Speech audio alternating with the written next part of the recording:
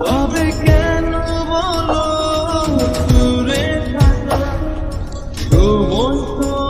থেমে থাকে না বৃথা ভেঙে কাছে শোনো